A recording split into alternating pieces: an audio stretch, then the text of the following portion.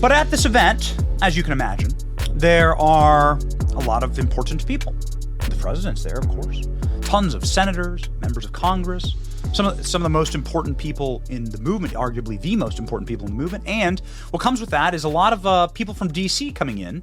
Whenever there's sort of a consolidation of power, you get a lot of people from DC that come in. Consultants, tech moguls, people that work for big tech companies. And I want to talk to you about a conversation that we had with some people, let's just say some people that are tertiary to very, very big tech and very, very big lobbying in Washington, D.C. at this event. And we went out and had a long conversation with them. They live in D.C. and they work very, very closely with the DNC, which is, you know, their job to work with both sides of politics, right? Work with the RNC, you work with the DNC. And they began to spill the beans to us. I don't think they had had too many cocktails, right? I don't drink at these things. Like I barely drink at all anymore. It's like too hard being a father, like father young children, like running the schedule we run. I need full energy. Alcohol is an energy destroyer. And so I just don't really drink at all. So I was sitting there with my water. So I was hearing things very clearly. ALX saying he may have had 5 old fashions. Well, that's on him. Okay. And ALX is a different beast. And nobody has ever been able to show me that AI bots can get drunk anyway. And so I'm sure the alcohol has absolutely zero effect on him. Give me the photo of ALX in the Trump shoes, please. I know we got that somewhere. So we got into this conversation with these people who know the DNC really, really well. And who know some of the bigger players in Democrat Party politics. And they began to talk to us about 2 important things. Item number 1, that the DNC and Joe Biden and his team are mortified, are terrified, are totally and completely shook over the press reports and news reports of Joe Biden falling downstairs, crapping his pants, being incapable of speaking. They're so angry about it. Every single day, they get pushback from directly inside the DNC and directly inside of Biden world to say, like, you need to censor these videos, these real videos of Joe Biden being a infantile dementia patient. And then that conversation led quite profoundly and quickly to the state of the race with Donald Trump. Why are they so nervous about that? Why are those the things they want to censor? You know, you'd think you'd want to censor stories about Lake and Riley and like the murders of Americans given the open border or bad policy in Ukraine or Israel, Gaza, protesters. Like, wouldn't you want to, maybe you want to censor those things? Nope. They want to censor the information that is present to all of us and that is completely real of Joe Biden falling down the stairs, being weak, feeble, and old. This is incredible. This information comes directly from the belly of the beast. But it gets worse or better, depending on your perspective. Maybe better. Ladies and gentlemen, this was a poll that was brought up in the course of that conversation. This poll shows that Donald Trump is leading Joe Biden by 18 points in Iowa. Now, I'm from Iowa. I live in Florida now, but I was raised in Iowa. And I got to tell you, just 2 presidential cycles ago, Iowa was voting for Barack Obama. Iowa was considered a swing state just like 10 years ago. Iowa did vote for Barack Obama. What the hell's happening here? Trump by 18, according to the Des Moines Register, a left-wing pollster, but nonetheless the best pollster in Iowa. The conversation that stemmed from this was if Donald Trump is winning Iowa by 20 points, approximately, then Joe Biden is cooked. Because as Iowa goes, if Iowa goes in such a strong, muscular capacity to Trump, then that's going to have downward backflash effects on the entire Midwest. Joe Biden could lose Illinois. If these polls are accurate, then Joe Biden's lost Minnesota, Michigan, Wisconsin. You could argue that the people and the policies that actually got Joe Biden within the rounding error margins, where a few late night ballot dumps could push him over the edge, you could argue that the votes that Joe Biden did get in those states that were from either union members or from students, right, on college campuses, that those are no longer there. These college campuses at University of Michigan, Michigan State, University of Wisconsin, they hate Joe Biden. They stage encampments and take over their campuses in order to show you how much they hate Joe Biden and in order to protest Joe Biden. Joe Biden doesn't give speech on college campuses for that reason. And so the conversation went, Joe Biden's cooked. These are the polls. And I want to show you how Democrats are reacting. Here's a Democrat John McCain. John McCain's a Democrat. His daughter, Meghan McCain, says there is no scenario where Trump wins Iowa by 18 points but loses Wisconsin. Ann Seltzer is arguably the best pollster in the country, certainly Iowa, and her polls should be taken extremely seriously. I'm talking about this Trump plus 18 poll. And then, ladies and gentlemen, people began to whisper in our ears, the people who know better, and the people who sort of know things in D.C., that the plot to replace Joe Biden is at hand. And that plot, as evidenced here in this report by the Daily Mail, by Charlie Spearing, a dear friend of us, maybe should have been booked for the show, but let's try and get Charlie on this week. Charlie's been a dear friend of us for a very long time. Charlie is somebody who lives in D.C., who's been a White House reporter, who has been reporting from inside of the D.C. ecosystem for the better part of 2 decades. And the guy knows stuff. And he comes out with this headline the day that we were having this conversation at the Turning Point Conference with people who work directly with the DNC. Secret Democrat plot to replace Biden revealed. How Clinton, Obama, Pelosi, and Schumer would topple the aging president and when they do it. So here's what we were told. And you deserve to hear it directly from us. We're not hearing this, I guess, from Nancy Pelosi herself. So, take it with whatever salt you wish to take it with. But here we go. The way that this is going to work is that Joe Biden has one last shot. He's already blown every chance he's got. They all know Joe Biden is totally cooked. That Joe Biden is not capable of standing on stage with Donald Trump. That's why the DNC is now suing CNN in order to get Joe Biden to sit during the debates. They should cancel these debates, and Trump should just walk away, I think. I don't know. I'm advocating against my own interests here because I want these debates so bad. And they'd be great for views and everything, but the Biden campaign is now demanding that Joe Biden be allowed to sit for the entire debate. Can you believe that?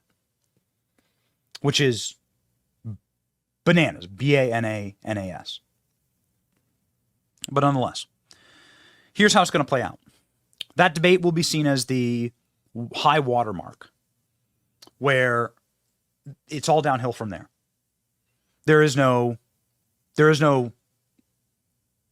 hope after that debate. If that debate goes poorly, which everyone assumes it will, then Joe Biden, there will be a pressure campaign that Joe Biden will not be able to resist.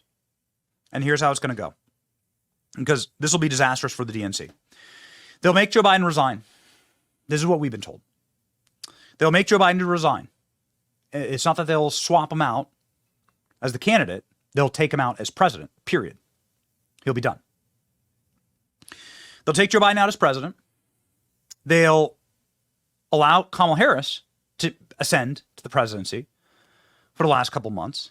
And while you laugh at that, consider the optics. You have Kamala Harris, you could have Kamala Harris effectively, then you could claim, first black woman. Look what we've done. First black woman president. You could claim your historic moment there, right? Try to get Kamala Harris some type of like legislative victory. Try to like rush through or jam through some type of like accomplishment. Hope that there's some honeymoon period maybe. Kamala Harris then runs as president for the last couple months. And that's their card to play against Trump. Right? That then Trump's running against a strong black woman. And somebody who's so diverse and so stunning and so brave. And this is the card that they're going to play. And maybe Pete Buttigieg will be vice president. Maybe Gavin Newsom. I'm not exactly certain.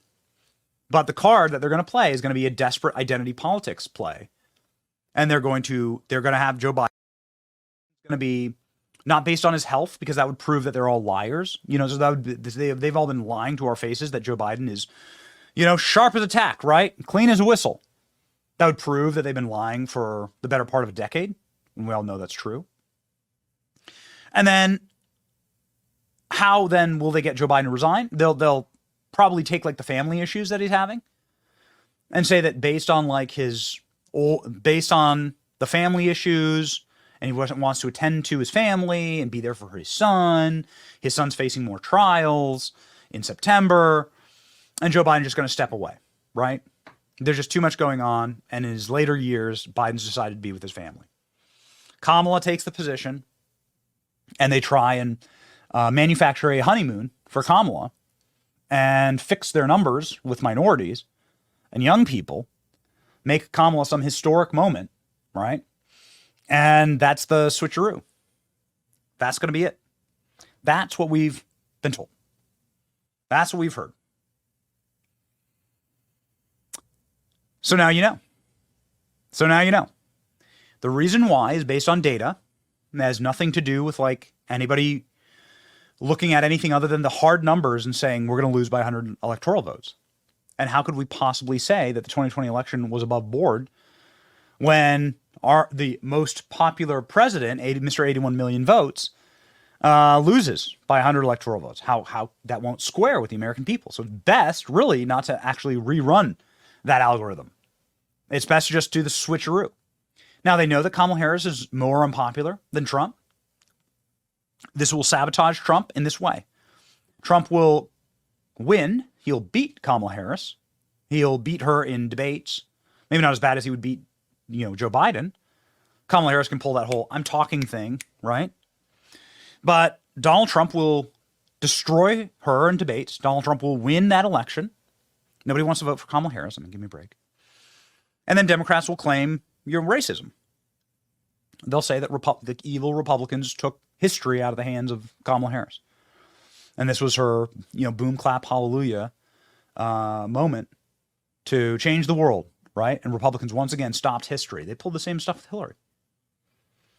And so this is it. Here it is, ladies and gentlemen. So that's the plot.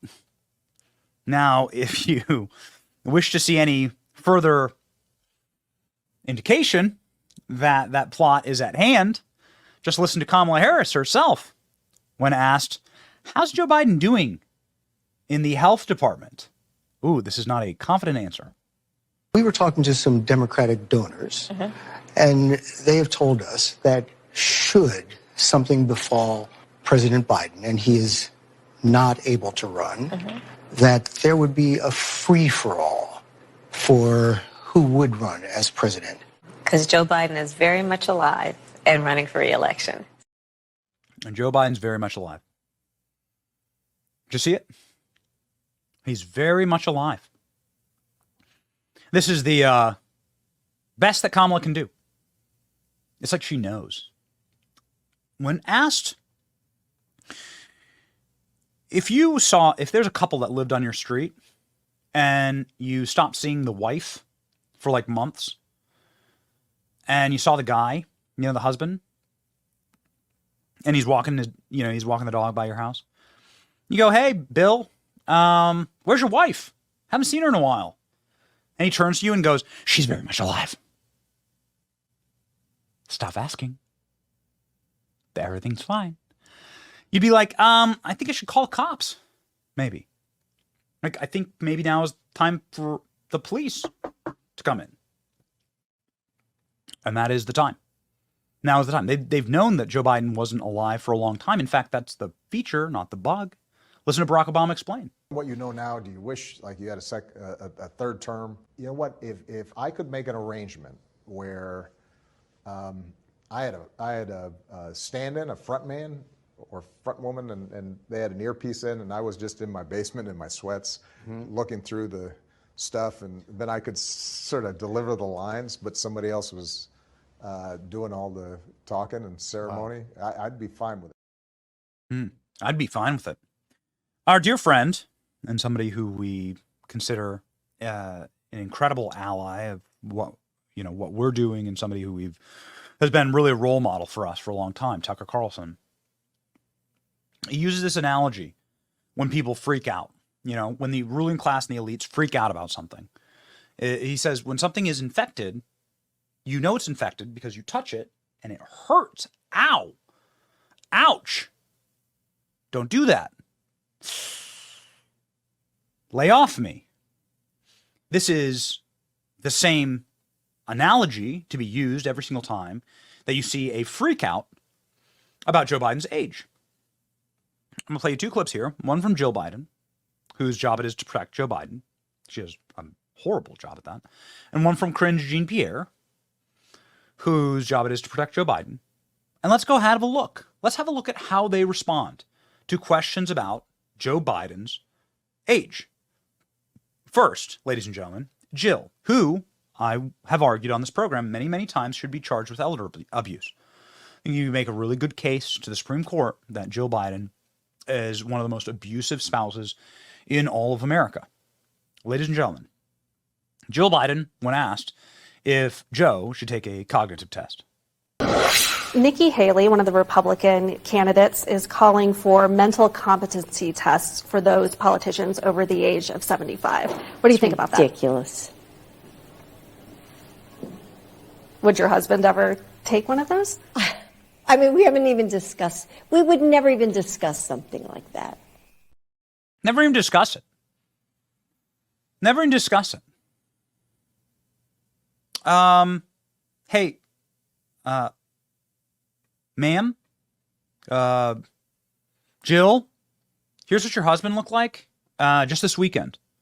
Next to Barack Obama, Mr. Earpiece Guy. Here's Joe Biden, a fancy Hollywood fundraiser, being grabbed by the arm by Barack Obama and literally manhandled off the stage. Look at this. Barack Obama legitimately dragging Joe off the stage. We'd never even discuss it, says Jill. Really? Well, probably because when you try and discuss something with Joe Biden, it sounds like this. And guess what? It's growing. The economy's growing. People are doing better. We have the highest unemployment, the lowest unemployment rate in 50 years. We have more people. We've had over 15 million people brand new hired into the workforce.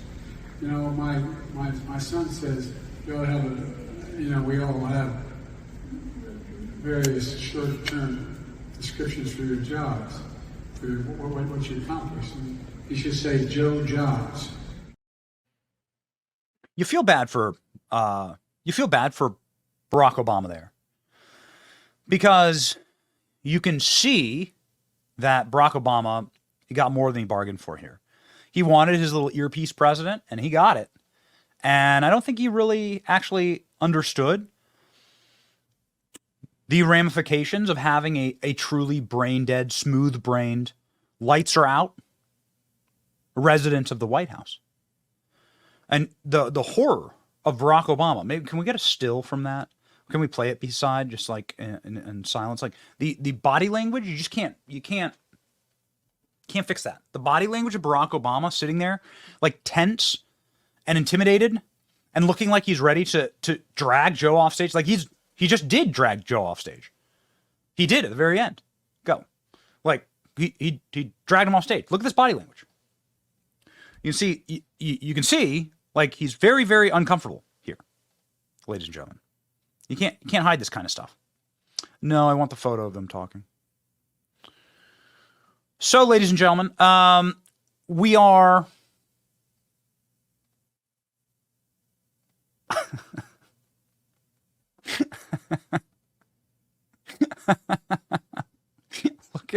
look at Obama.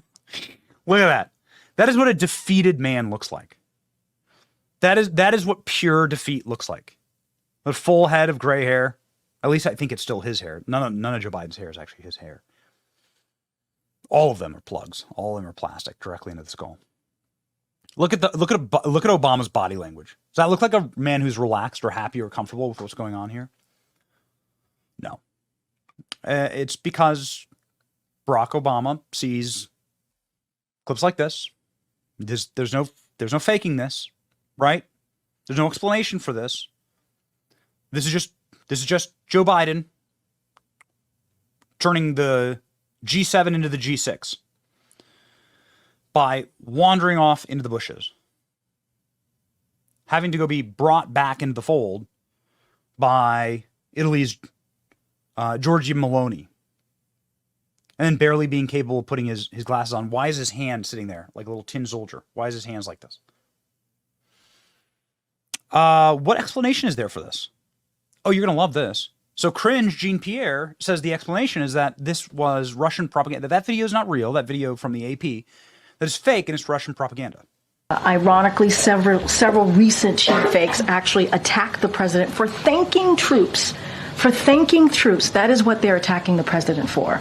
Both in Normandy, this happened, and again in Italy.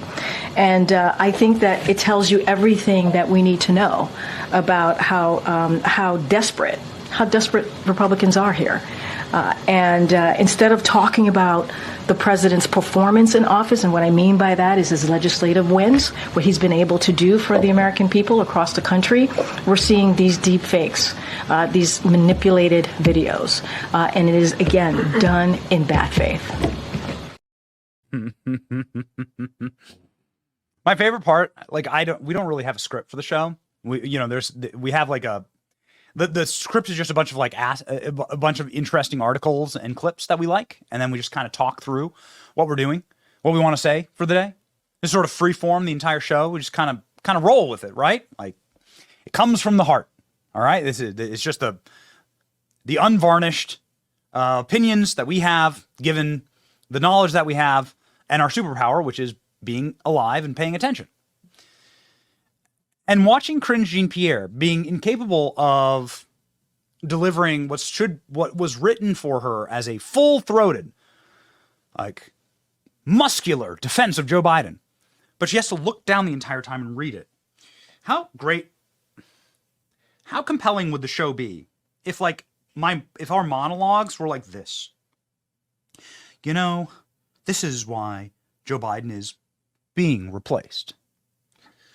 Today, we believe Joe Biden is being replaced. Like, these people, they don't have brainwaves. They don't have anything going on up there. They can't conjure up their own sentences. It's all scripted. It's all fake. It's like Joe Biden at the Hollywood thing. They're all adult pretenders. They're all actors. They're all being paid to be there. None of them actually believe it. And it shows. It shows in clips like that where they're blaming deep fakes for literal videos that we can see of Joe Biden. These aren't deep fakes. It shows in the propagandists then repeating those talking points, which becomes so funny. And it fills our cup, truly. The salt that has been flowing as of late, as the collapse is at hand with Joe Biden and Biden 2024, and it's irreversible now. And now the plot to replace Joe Biden is truly at hand. Some of the biggest simps and some of the biggest embarrassing apparatchiks, North Korea style. Read the script. North Korea news reporters like Nicole Wallace are having panic attacks on air. Here's our Salt That Lib for the day. Nicole Wallace being very, very salty over the deep fakes of Joe Biden, like falling down the stairs or tripping on a stage or being incapable of speaking. Yeah, Salt That Lib.